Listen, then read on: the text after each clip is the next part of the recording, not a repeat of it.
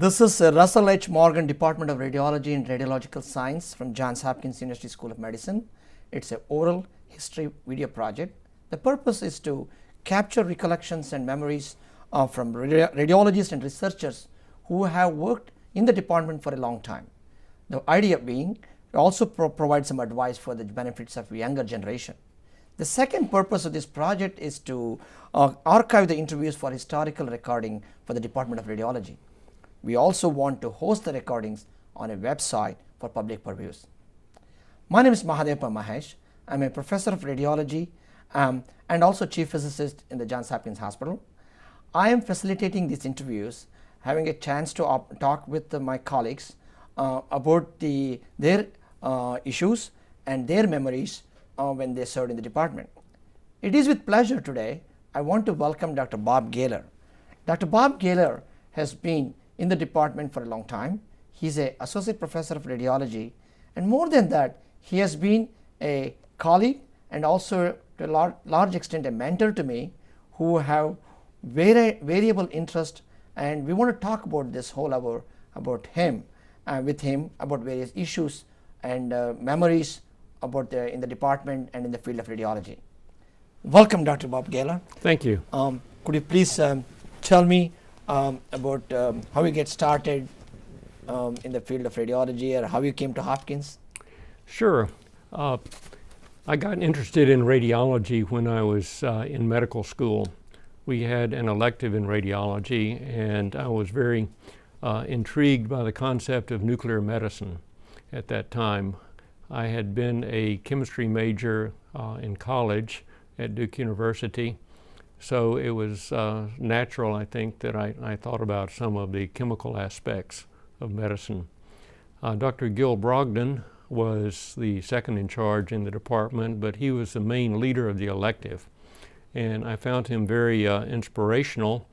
I also got to know him more on a personal basis because his wife was hospitalized for surgery, and my wife served as his cook and housekeeper. We moved into his house actually while we were in medical school there, and he inspired me.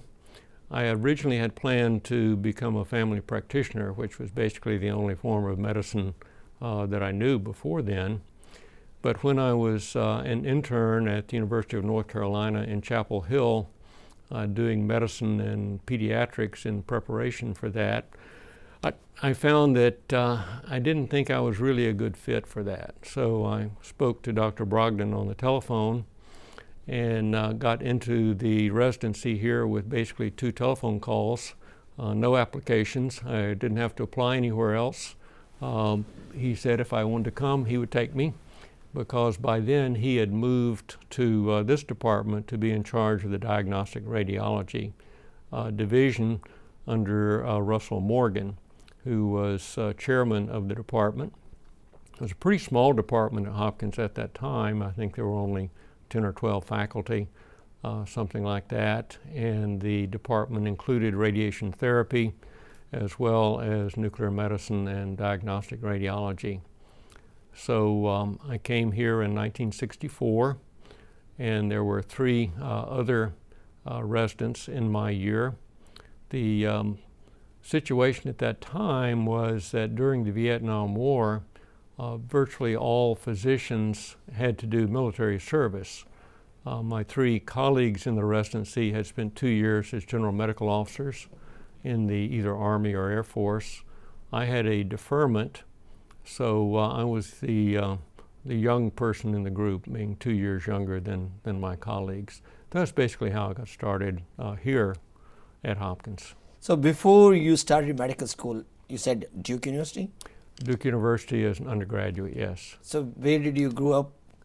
I grew up in South Florida. My parents were from Georgia, but they had moved to Florida in 1926. They had 2 children at that time and 4 more born in Florida. Neither of my parents graduated from high school, and my father worked as a mechanic in a textile mill in Tryon, Georgia. He moved to Florida to operate a steam shovel or dragline, as they were called, creating more land for Miami. And we lived in Fort Lauderdale, then Pompano, where I was born. He then switched to being a foreman on a large farm and decided to start his own farm because that was his fundamental background. So I grew up as a farm boy west of Boynton Beach, Florida, immediately adjacent to the Everglades, where my father's property stopped. You looked across an irrigation canal, and that was the Everglades there. So I did a lot of farm work, got a real appreciation for people doing hard work in hot weather. We didn't have electricity until I was 10 years old, so we had kerosene for light and kerosene for cooking and a literal ice box for keeping things cool. So after World War II, we did get electricity, and then just before graduating from high school, we got a telephone. So I was a little slow with some of the modern conveniences there. But it gave me appreciation, I think, for people in all walks of life, which has served me well. Probably that has carried you well because everyone in the department knows you not just as a radiologist, but interacting, the technologist loves you because you always talk with them, spend time with them. But before going there, I also want to ask you, like with you growing up with a large family, what made you, like, what was one of the forces pushed you through to go to high school, college, and all the way to medical school? My mother really encouraged all of us to read. Okay. And my oldest sibling became a teacher. She went to college.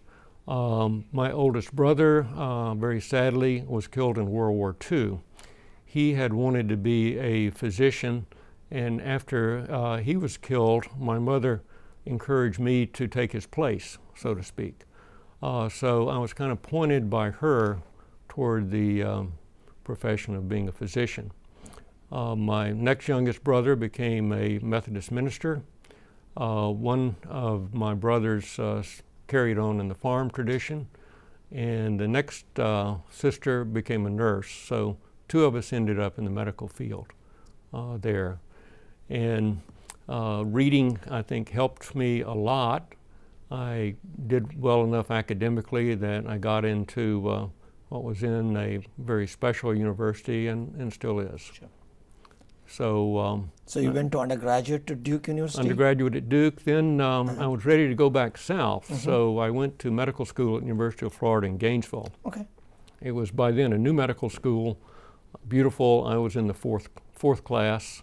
So the first year there was a complete class of 4 medical groups Okay. there. So your residency continued there, or you just? I interned at Chapel Hill, and then I did my residency here at Hopkins with the special arrangement with Dr. Brogdon, which I noted. Telephone call. Understand. So Dr. Brogdon served as, he came here as in the body radiology, or how was the radiology department? Was it with so many divisions or just one wholesome? Basically, general radiology was everything except nuclear medicine and radiation therapy. There were, as I say, 10 or 12 people. 2 of the people did angiography, part-time, read films, did fluoroscopy otherwise there. We did, I think, a little over 100,000 exams a year when I started, which is about a 4th or a 5th of the current volume there. And most of them were plain films. We did a lot of fluoroscopy, a lot of kidney studies, and pediatrics was a separate division. There were 2 people that did pediatric radiology. When I came here, the CMSC building had just been opened, and pediatric radiology was in the sub-basement of the CMSC building. It had 4 rooms, so it was the new part. And who was leading that effort in the pediatric at that time? Olga Bagdasarian was the chief pediatric radiologist. People now know her as Olga Gatewood because she used her married name after she got married. John Van Hoot was the second pediatric radiologist. He then became chief of pediatric radiology, I think, at the University of Oklahoma after that. Henry Wagner was here in nuclear medicine. In addition to Dr. Brogdon in diagnostic, Martin Donner was here, and Martin subsequently became chairman of the department when Dr. Morgan became dean in 1970 there. So we had some very special people in the department. Dr. Brogdon went on to become chairman at the University of New Mexico in Albuquerque, and then at the University of South Alabama in Mobile. So I worked with two department chairmen-to-be then, and Dr. McAfee, who was co-chief of nuclear medicine with Henry Wagner, became chief of radiology at Syracuse. So kind of amazing to work in a department with future chairs, as well as a current star, Russell Morgan. Yes. So Russell Morgan, who the department is named after, you had the chance to work when you came and worked with him. Can you talk a little bit about how he was? And I know he was a kind of a scientist radiologist. Yes, he was very quiet, very reserved, always very courteous. He would mostly be working on research or management problems. He did come to the department usually once a week, and he did fluoroscopy in the third floor of the Blaylock building. And when he came, he always brought a little toolkit, because he had been one of the pioneers in the development of image intensification, and particularly the television connection to image intensification. So he would sort of fine-tune things when he was over here. And then he would go about and do his cases and then tune it up a little bit to adjust the image quality there. He had a research area in the sub-basement of the Brady building. Yes. He had been at the University of Chicago before coming here, and was a personal friend of Dr. William Scott, who was chairman of urology. And Dr. Scott arranged for him to have some research space in the basement of the Brady building. Dr. Morgan used to joke about it, because the room he got was where the kitchen stored potatoes. So he called it the potato room. Potato, okay. There. In some violation of, I'm sure, current standards, the pathology department also kept some of their slides and specimens in the same room, which would not go over now, but it worked then. Yeah, because I even now recall the optical bench which he used to use. It used to be in our lab, the one early he used. So you came around 1960? 64. So that was the pre-CT era. Yes. And CT is my area of interest, and I just want to hear from you the development of this, like arrival of CT in a department, how you got involved and all those things. I have to give you a little bit of the political transition for that.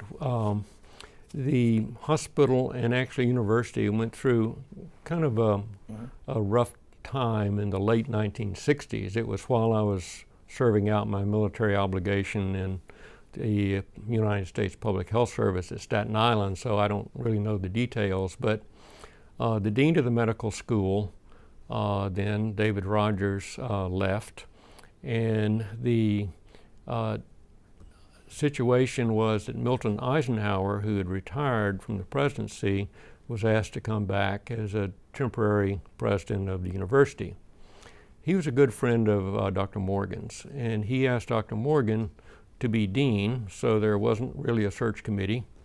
Dr. Morgan described it as a telephone call.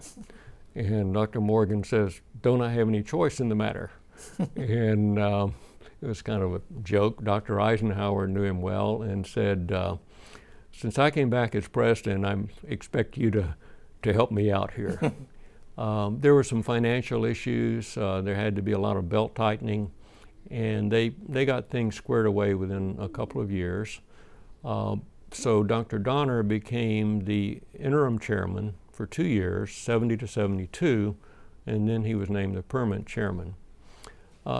Dr. Donner had, during the time he was interim chairman, introduced ultrasound to the department. The discovery and development of computed tomography was just sort of coming on around 1972 or 3. Yeah. He arranged the financing and permission. I think we got the third CT unit in the United States in 1974. Yeah. And he recruited an engineer, Frank Leo, to spend a few months in England learning how to work it because there was no service available in the US. So Frank Leo learned how to do all the repair on the first CT scanner, and it was installed in a little storage area adjacent to the Blalock elevators in the basement. The room is still pretty much like it was then there. It was a very interesting unit. Each patient took about 45 minutes, and that produced 8 images. And nowadays, with 45 minutes, you can do 45 patients. You can do a lot. And with thousands of images you can create. Right. Then the images were produced on an oscilloscope, old cathode ray tube. A Polaroid camera was used to photograph the image, and the job of the residents was to pull the image from the back of the Polaroid and then immediately coat it so it wouldn't fade. Okay. And then cut off the edges and store them in a little frame so that they could be easily read there. Because it was such a special unit, it was operated 16 hours a day routinely, and then available for emergencies after that. Was it mainly head CTs? It was head only at that Yes. time. And it required a little rubberized skull cap that was filled with water. That was the reference for the density. Yes. And Frank's job was to repair leaks in the little rubberized skull cap. Very much like repairing a tire on an old inner tube. Very few people today know about inner tubes unless they go tubing them somewhere in a stream. But in that era, you've had a little, you could sort of rough it up and put a little patch on it and heat it, and it wouldn't leak again. Was it a lot of excitement in the department when it came? Huge excitement about having it. Dr. Fred Hodges was chief of neuroradiology then, and he was a superb teacher and a superb clinical neuroradiologist. And he adapted very quickly to computed tomography. We weren't sure how this would work because he was 50 years old at the time, but he really got right into it. And he was so creative, he developed a little model to show how computed tomography worked. He rented an 8mm camera and devised a little rotating turntable like a regular vinyl record player. So he could rotate that around and photograph it and show little wooden dowels which he had glued on the surface, and showed how circular axial tomography worked by recording it on the 8mm camera. Wow. Very, very bright guy. A wonderful teacher. Just a wonderful teacher. Yeah. There. He was one of the main reasons I came back to Hopkins after I finished my tour of duty in Staten Island. He and John Dorst and Martin Donner were my mentors and gurus at that time, since Dr. Brogdon was gone by then to New Mexico. Oh, he has moved to New Mexico and you had all this. Yeah. And so you seem to have like a good relationship among, not only within the department, from outside the departments also. Yes, the idea was that this was a big expenditure for the hospital. The first unit cost $380,000. I remember that figure from almost 50 years ago. Now a lot of X-ray equipment cost more than that. MRI is almost 10 times that much for a full unit now. But by then it was, I think, the biggest capital equipment the hospital had put out. So Dr. Hodges and Dr. Donner felt this was an obligation to the hospital. Yes. We had to provide service with faculty, 16 hours a day, not just residents, but in-house faculty, to make sure the studies got done appropriately and interpreted promptly, so that it was a real tribute to the hospital and the relationship with neurosurgery, neurology, hospital management. Dr. Russell Nelson was still president of the hospital then, so he was the one that signed off on the purchase then, and the dean was in Barton Donner's camp, so to speak, since he was a radiologist there. Yes. So he had good support from the Good top. support. Yeah, very good. So you were trained on the general radiography and fluoroscopy. So when you saw the first CT images, Yes. how did you? What was like really change your thoughts on these images? Like, Well, it really was a kind of a breakthrough, because the methods of looking at intracranial disease before that were all invasive. Plain skull films show very few things other than fractures. Sure. And the fractures only show the bone injury. Yeah. They don't show the brain injury there. And arteriography of the head is pretty invasive. Mm-hmm. And the most invasive exam was to inject air into the spinal canal and position the patient so it ran in the brain, pneumoencephalography, which was actually developed here by Dr. Dandy, who was head of neurosurgery in the 20s and on into the 30s there. Arteriography and pneumoencephalography are pretty invasive.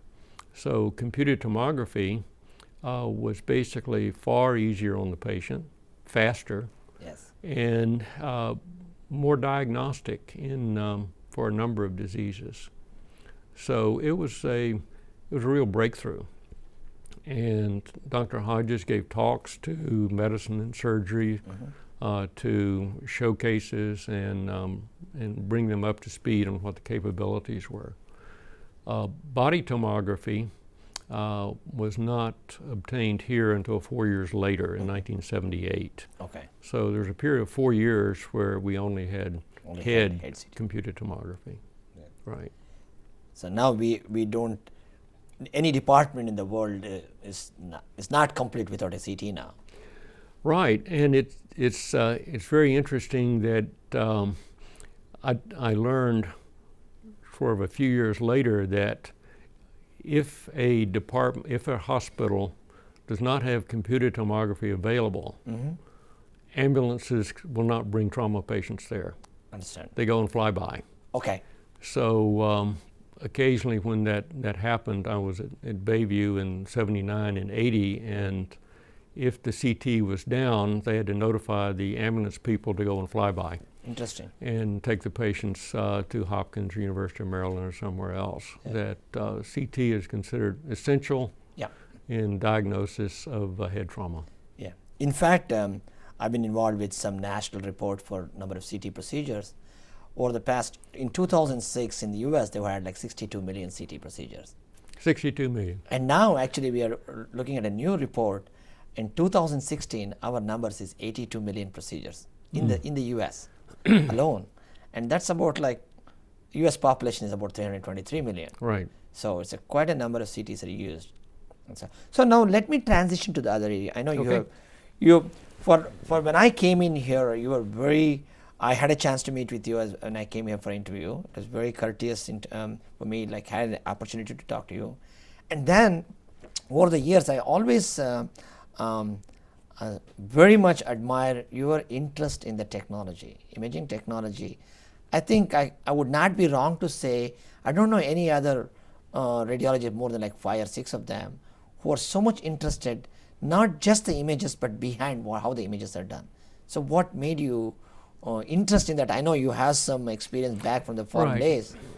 That, I suppose that's kind of a continuum. So my answer may be a little long. When I was a first-year resident, Dr. Brogdon had been interested in technology. So he tried to get the first-year residents interested in it. So our first evening call was not as a radiologist, but to work with a technologist.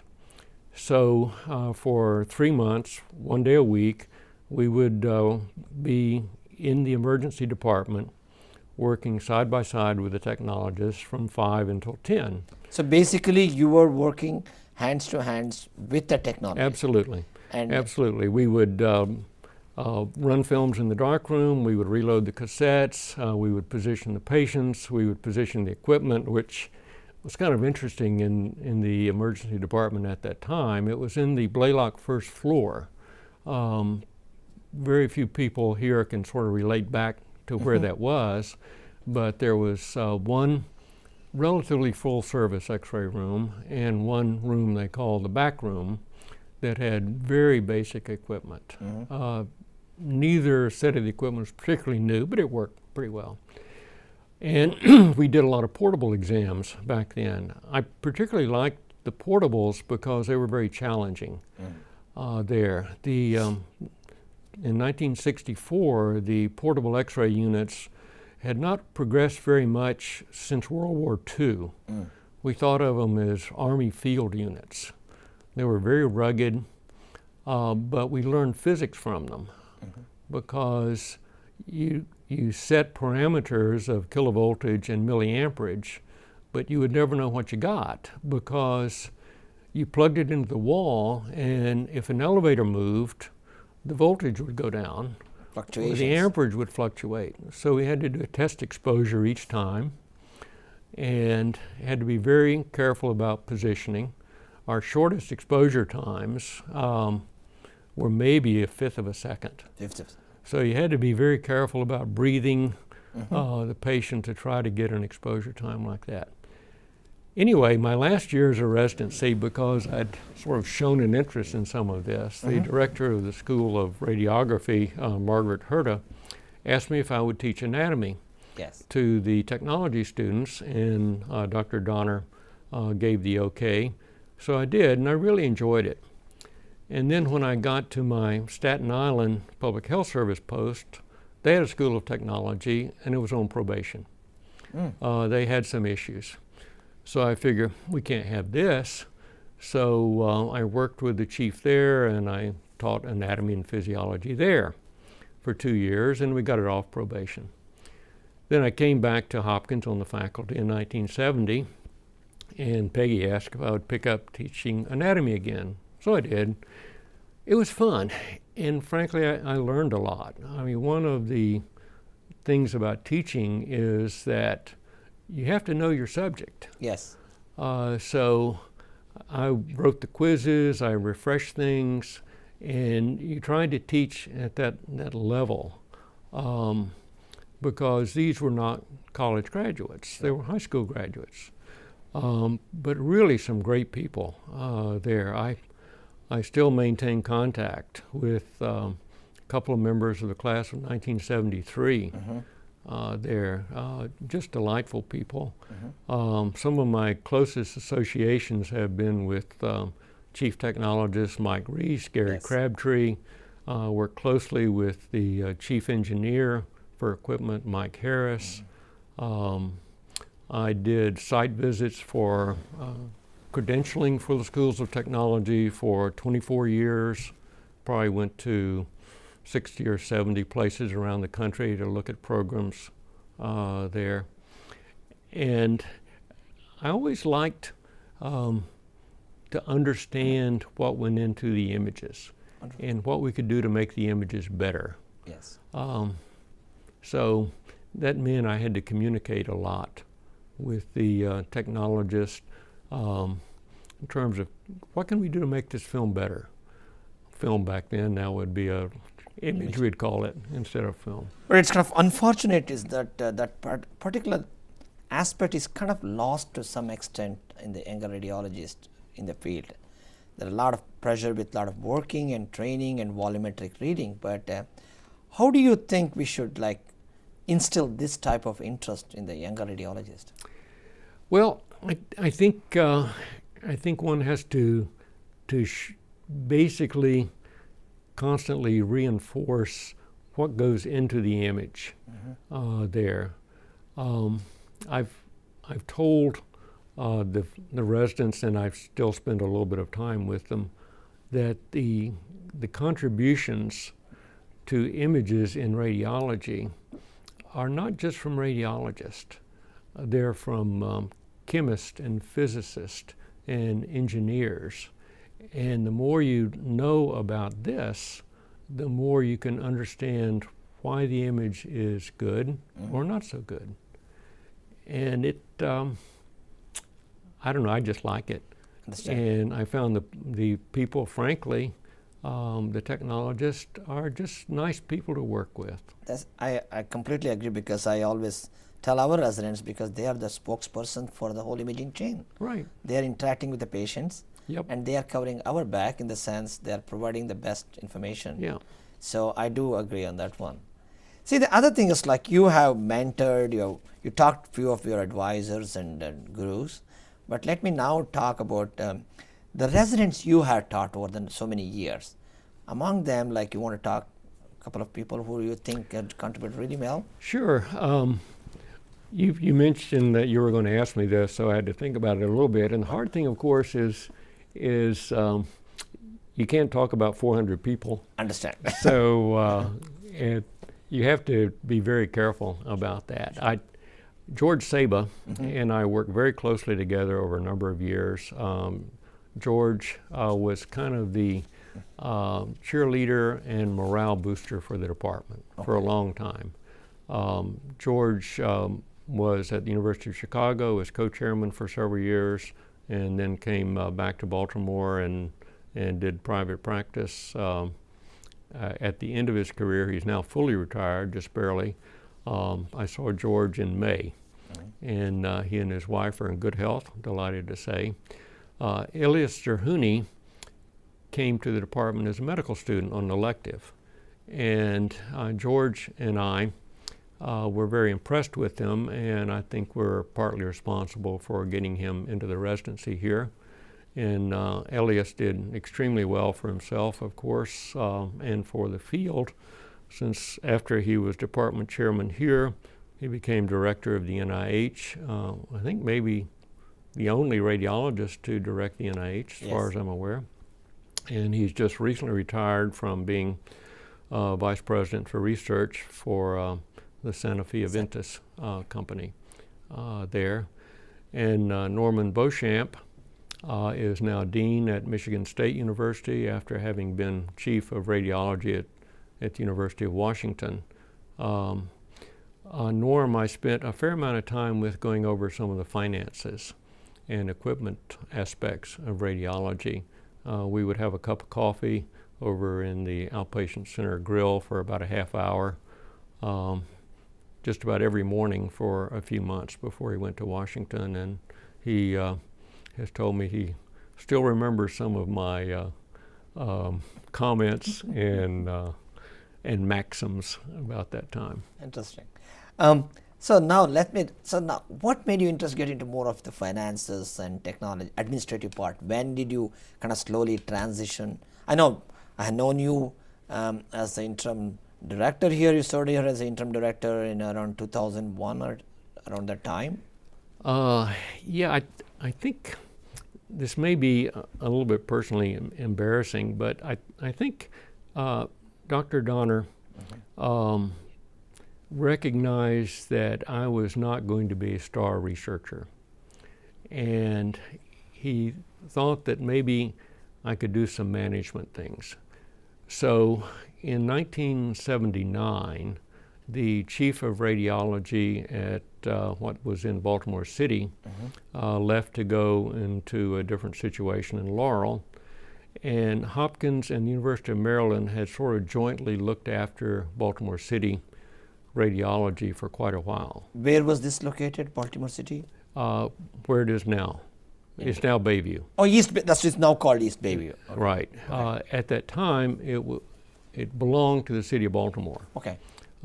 Mayor Schaefer was mayor then. So Martin asked me if I would be interim chief over there. And I was not a division chief over here, and I didn't quite know how I could refuse. So I think he did this to find out if I had any management skills. So I was over there for 10 months, and I guess I did okay. When I came back over here, he asked me to be deputy director of the department, and then shortly George Saber came in, so George and I were joint deputy directors over here for a while, George looked after a lot of the university side issues, and I looked after space and equipment. So it was sort of, I was kind of pushed into this, I think, by Dr. Donner, because he recognized that I was not going to be a star researcher. But he also recognized that you had a talent in this area of management and administration. I think it worked out okay. Shortly thereafter, we started working hard on MRI acquisition. Yes. And that was one of the things I spent the most time on, and I would say the most personal satisfaction on, that we got magnetic resonance imaging here early. We fought a lot of regulatory battles to get that done. Yes. It was a very painful, drawn out 2-year process to get that with through. the city or the hospital? The state. Okay. State of Maryland primarily. Yeah. What was their reasons? At that time, you had to have what was called a certificate of need Yes. for any equipment that cost over $250,000. Okay. And it was a 3-step process. You had to have a local committee approval, a regional committee approval, and state committee approval. And you had to ask for it well in advance because it took so long. So the University of Maryland and Hopkins put in requests, as did some private hospitals. And the local committee approved us, the regional committee approved us, and then Union Memorial put in a blocker. Okay. So we had to go to court. And as you're probably aware, if you go to court, you have a hearing, you have the lawyers, and then the judge will let you know in anywhere from 3 months to a year, depending on whatever. So Dr. Donner figured we had to do an end run. So we physically went to the legislature. Okay. And he and I both went, testified before a hearing, and they changed the law. So that was how it was done. Yes. Whether it was a good idea or not, I don't know. But anyway, we got it done. We got it done. So it took 2 years to do all that. I had a 3 or 4 foot stack of articles, references, things I'd read, all in preparation for testimony for all this. It was painful, but in the end, good. Yes. And then Yes. the sort of final monkey wrench was that we had made an arrangement with a startup company called Technicare. Yes. And Technicare was acquired by Johnson & Johnson. Okay. Okay. Johnson & Johnson figured out that they were not equipped to do maintenance service there. So they sold it to GE. So our agreement was with Technicare, and here we were negotiating with GE. GE. So during the transition, this time period, yes. On the phone to Milwaukee, back and forth. Anyway, GE was first rate. Was this around 1980s, around 1986. 86, that's exact. Because I remember I was in grad school at that time in Milwaukee. So we were having studies in GE where they were building the first MR magnets behind the scene. I would say GE did better than they were obligated to do. I was very impressed with their professionalism. It's kind of nice. Now we have almost like 20 to 23 MRI scanners in the campus here. Isn't it amazing? It's amazing number of scanners we have and how much it has changed the imaging work. But at that time, we did not have magnetic shielding. So the space planning had to take into account the magnetic field of an unshielded magnet. Yes. So it was pretty big space. We originally had 2 magnets in a space in which there are now 4 magnets. Understood. Because a lot of the new magnets are self-shielded. Yes. And it's cutting out of the fringe plates. Yes. It's interesting. Yep. So let me kind of digress to the other one. Is like your other area of interest, which the department, everybody knows in the department, is the big history book. Right. I know you have spent a considerable amount of time putting together this very nice volume of the history of the department. I want you to talk a little bit about that. Okay. The situation with the history book is that when John Lewin came as chairman, I approached him with the possibility of writing a history of the department. And he was very supportive. And I knew Otha Linton for some years. Otha had been an executive with the American College of Radiology, and he was one of their first lobbyists, and then did a lot of writing for the college. And he had written the history of about a dozen radiology departments. And Otha knew Martin Donner personally, knew Dr. Morgan personally. So he and I got to talking, and we talked about budget, of course, and that sort of thing. So he agreed to do the writing, and I was his local coordinator in terms of lining up interviews, getting him into the archives out in Mount Washington. And Otha wrote the book with my sort of editing over a period of about 5 years. And I wrote the last 5 chapters in the book. And we had, too many conversations to count. He would come up here a couple times a week. Yes. He would do the interviews. I sat in with him. And he would then, we had lunch in the cafeteria. So it was a very good collaborative relationship there. And we enjoyed doing it. Should we Yes. hold us up? Yes. There. It covers 1896 to 2010, and we have 4 of the chairmen on the front and 3 of the chairmen on the back. And at this time, the Zayed Bloomberg Tower had not opened, so we have an artist rendering on the back. There. This was published about a year before the towers opened there. But I refer to it usually weekly about something or the other there. And fortunately, we have copies of all the photographs, so if somebody needs a photograph, we can pull it from a disk and email it pretty quickly. Sure. So it's been a very handy working document. It is. As well as a historical document. Yes. There. Because 1896 means like 1895 was when Rankin discovered X-rays. Yeah. And within a year, the department started. It's kind of well, nice. We like to sort of take a little turf credit. Harvey Cushing brought an X-ray tube and apparatus from Boston down to Baltimore when he came. So he was a staff member in surgery. So he and a colleague produced the first X-ray image. Now, radiology then was not a department. Sure. Radiology did not become a department until Russell Morgan came in 1946. Before that, we were a division of surgery. Oh, okay. So anything in surgery was the same department. So radiology worked very closely with neurosurgery, worked very closely with urology. Hugh Young, who was chief of urology, was very interested in X-rays and made some equipment modifications related to X-ray. Yes. Very interesting. And Dandy, pneumoencephalography, was a radiological procedure, but it was in his department. So fine. No turf issues there. Yes, no turf. It's very nice to see how this imaging served across the board. Right. Very nicely. Yeah. And of course, Hopkins had good interaction. Like Dr. Kelly was one of the instrumental in getting radioactive mining in the U.S. The whole thing. Yes. And so Dr. Kelly, I think is one of the most personally interesting people. Yes. In looking at the history, I've read, of course, a lot about Dr. Halstead, Dr. Kelly, Dr. Osler, and I find Dr. Kelly to be fascinating. it is. There.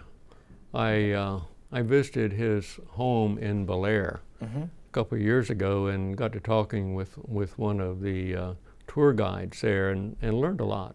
Just because historically he was, I read documents when World War I started, he lobbied the Congress to fund for first mining of the radium in the U.S. Yes. So when Madame Curie came on a state visit, the president at that time gave a 1 curie of radium mined in the U.S. So it's kind of like how the Hopkins connection comes into picture. It's interesting. I recently also read the person by name physicist Chadwick discovered neutrons. Basically, how it was is one of the sources was he got some of the sources of radium sources from Kelly's lab, took over to London, did the experiment, and that led to the kind of the neutron discovery of neutron, one of the fundamental atomic particles. So it's kind of interesting how these are all tied up. Fascinating person. Yes. The other question I want to say is, like, I know you are also you served as the chair of the Baby later. Yes. And then you served here also as an interim director of the department. Right. And you also, because during this role you all had a lot of interaction with other departments. So was there any challenges? I know there will be challenges, but you want to talk about the challenges and how you, some of the things which you used to face. Such a big question. Always challenges. First, when I was interim chair from late 2003 until May 2004, the other chairmen were good to deal with. I think I had more difficulties with the usual intra-departmental challenges than between departments. Interesting. There, I found working with the dean and the other chair to be good overall. The biggest challenge with radiology on an ongoing basis is that we are totally equipment dependent. Sure. So there's always been the issue of getting enough money. Our equipment is very expensive and requires very specific space. And the hospital never has enough money. And even after the acquisition is done, the operation of the equipment and the maintenance of the equipment is expensive. Yeah. So over the years, I've had disagreements with hospital administration overall. However, I must say that my relationships with the facilities department, headed by Sally McConnell, has been excellent. Yes. Sally has been terrific to work with over the years. And I first got heavily involved with space planning in the outpatient center construction that opened in '92. I was involved with the design of that. And then a much smaller project, the Weinberg Building Radiology Department, which had only a couple rooms. But then the Zayed Bloomberg project was enormous. Yeah. And that really started on that about 2001 or two. Ms. McConnell asked me to be on the group to select the architects for that. So I was part of the interview process for that, which was very interesting in itself. And then the planning of all the rooms over there and where they would be and the layout, and then the specifications for all of the equipment, keeping track of that. The specifications for that many X-ray rooms was enormous. It was a challenge. It was a huge job. Yeah. It was a huge enterprise, and opened in 2012, so the planning and implementation took over a decade. Yes. I remember because probably because of your close relationship with the facilities, as a physicist I had a very good relationship with them because I was involved with all the specification and lead lining and everything. And we have a very good working relationship with them, probably thanks to people like you who have paved way for us. Well, they're really good to work with. Sure. And obviously you never get everything you want. Yeah. But it's always a dialogue and a discussion, and let's see how we can make it work. Understood. So you also worked with the regulators. I know you worked with a variety of societies, plus you are also on the Radiation Control Advisory Board. Right. And so you have interacted with the regulators because I'm also currently serving. Right. So can you tell a little bit about your interactions with the regulators? It probably sort of started shortly after I came on the faculty. I felt I should get involved with the State Radiological Society, which is called simply Maryland Radiological Society, which you know well personally there. And I was really about the only person from Hopkins who came to the meetings. So I very quickly got asked to be on the board of directors. Sure. So I was on the board of directors for some 30 years. And that put me in touch with the political aspects, Yes. which put me in touch with the radiation regulatory aspects there.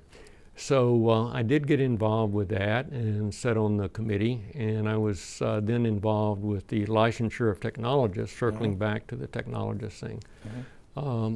Maryland, I think, passed its technologist licensure law sometime around 1990, something like that there. And at that time was not really in the forefront of licensure, but sort of in the middle of states licensing technologists.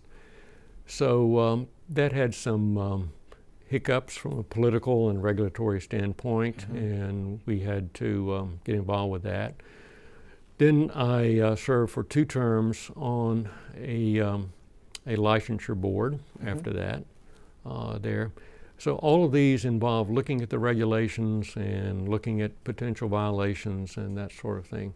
So that was kind of a logical extension, I guess, of my interest in physics as well as my interest in technologist education there. So it's just kind of an extension of that. So usually, like, we always talk down about regulators creating problems, but with my experience working with them, they're pretty much also working their field, but they need some working together always helps progressing the field. Right. Was that your similar experience? Yes, it was really kind of fun in a way, and I think one of our former technologists, Mary Lally, worked for them a few years. She may be still with them. Actually, Mary Lally now is she's heading an accreditation group. It's called the Inter-Accreditation Council. It's an accreditation agency. She is now one of the leading there. I'm glad to hear that. Mary was one of our star technologists, and she was one of 4 selected to be a pioneer in MR technology. Yes. There were we had the 2 units and 4 technologists were hired. Mary was one of those, and then in the outpatient center, Mary was in charge over there, and it was one of those sort of sayings. I knew if Mary was there, there would be no problems with MR. See, it's very, when you're in a leadership position, this is something I can put a check by. Don't worry about it. That's true. When Mary was there, check, no problems there. So, during your long career, can you also want to talk about your family life, your kids, and other things? Okay, I have to give my wife all the credit for that. I have a tendency to come early and stay late. Sure. During a certain part of their career, I tried to be home in the summertime, and we had membership in a swim club, and we would do that there. And we have 2 children and 5 grandchildren. I just came back from spending a week with my daughter and her 3 children, and couldn't be more proud of them. Yes. There. The 3 granddaughters are all in grad school now. They're all smarter than I am. And I'm sure going to contribute more than I ever did there. And our grandsons are doing well for themselves, employed, which is always good in this area, but they're out of college now there. And now that I'm retired, I try to be around for my wife more often than I did before. Okay. What kind of, like, for the younger generation now with entering the field, there is always this big buzzword of balancing work and life and all those things. So, but your career, like, what kind of like advice you can give to them or talk to them about, which make them happy with what they are doing and other things?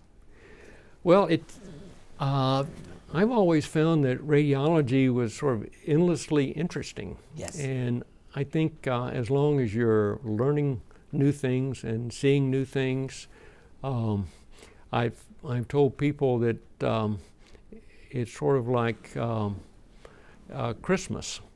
You have these cases that are coming up, you don't know what's in them. Sure. You bring them up, it's like opening a package. What are you going to find That's true. in there? Yes. How exciting is that? And you have many of these packages every single day. That's true. And you don't know what you're going to see. And in a place like Hopkins, we really have an opportunity to see unique things. Yes. There. In computed tomography, there are things that 10 years earlier people had not seen. Yes. They couldn't conceive of. And with magnetic resonance imaging there, the brain looks almost like an anatomical specimen. Sure.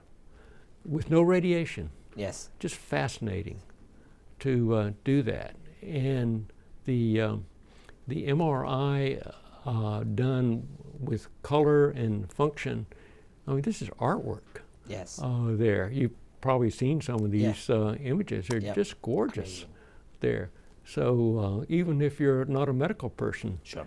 MRI is fascinating just to look at. So I've always had fun. And was that one of the secret of your success? Yeah, have fun. longevity? Having fun? Having fun. Understand. Yeah. Because that motivates you to come to work every day. Yeah, absolutely. Every Because day. right now the issue is like, we talk about all this physician burnout and other aspect. But how do you encounter that? Well, I think one of the problems now that I didn't really have is that there's not as much interaction with the clinician because the images now are on monitors and there is a push for volume. Yes. And the most fun, back to that word again, I had in radiology was in looking at images with referring clinicians. Okay. And at Hopkins, we are fortunate in having some really, really brilliant people all over the place there. And I've worked closely with gastroenterology over the years. Frank Milligan was one of the pioneers in fiber optic endoscopy and putting catheters in the pancreatic duct.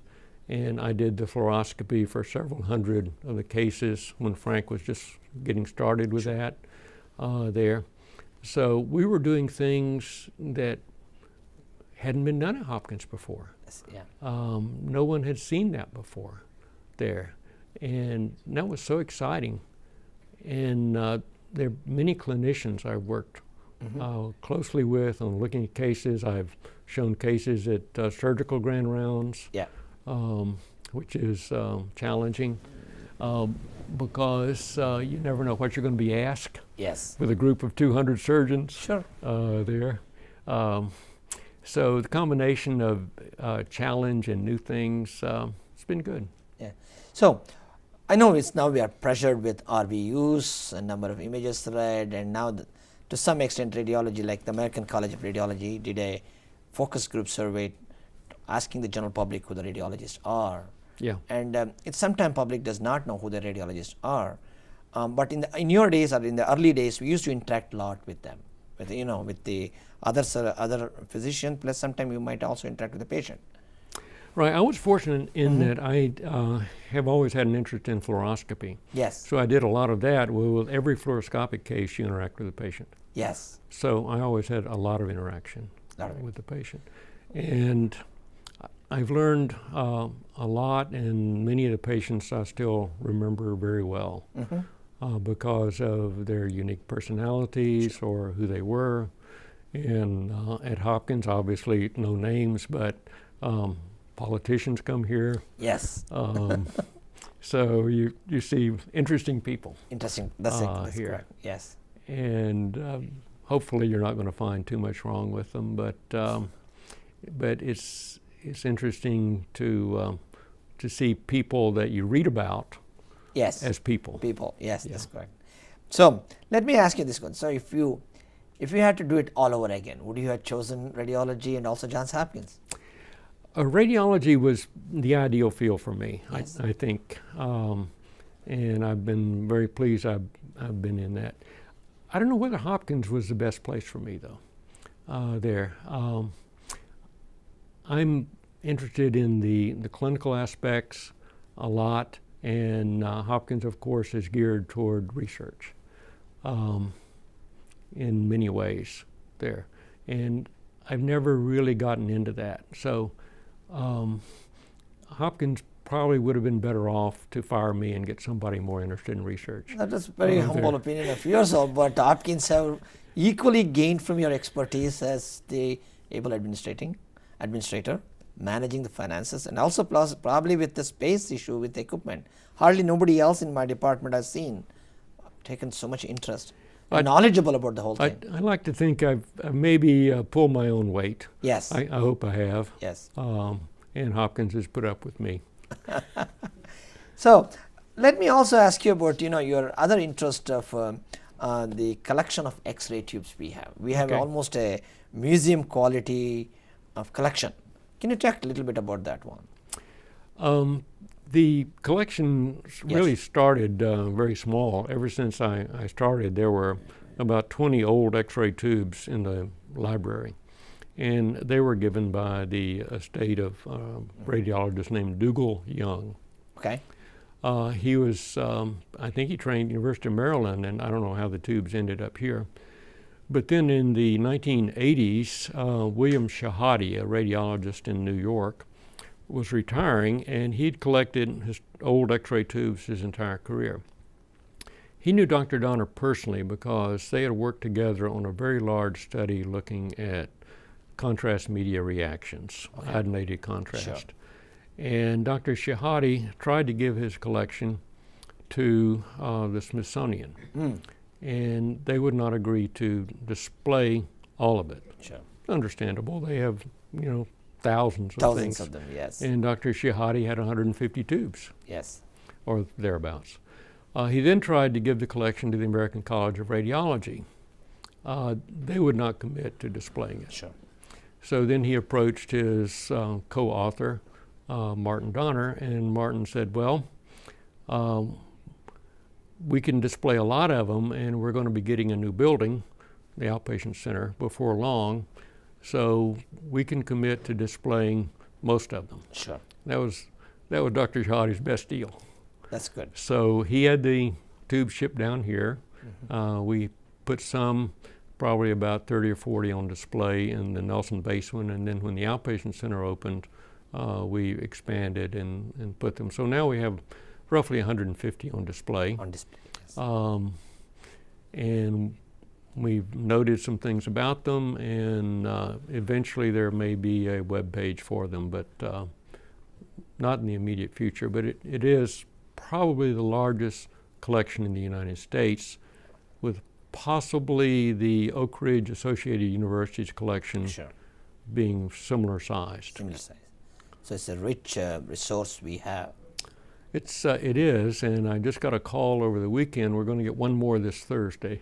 Interesting. A Great. former technologist is bringing one he has. He has. Wonderful.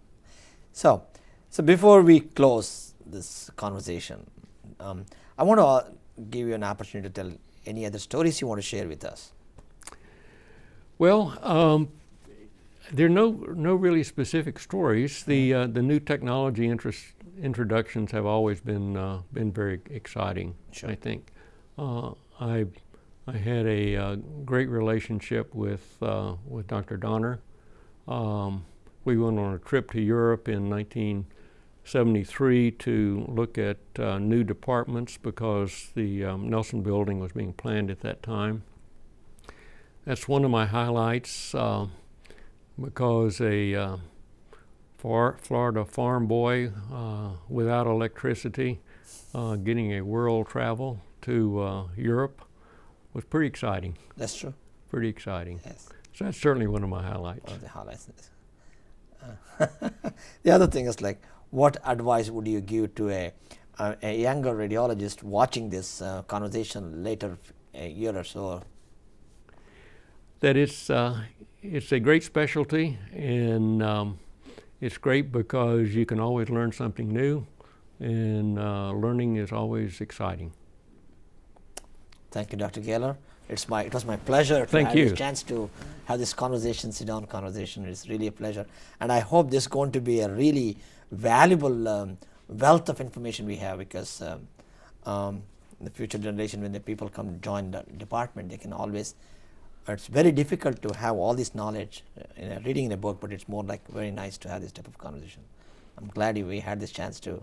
I know we missed many more stories because we both have shared many stories. You Right. always had a story on many of the things when we walked around the department, which is always nice to know. But we try. I hope we would try to have this capture as much as possible. Thank you for inviting me. You're welcome, sir.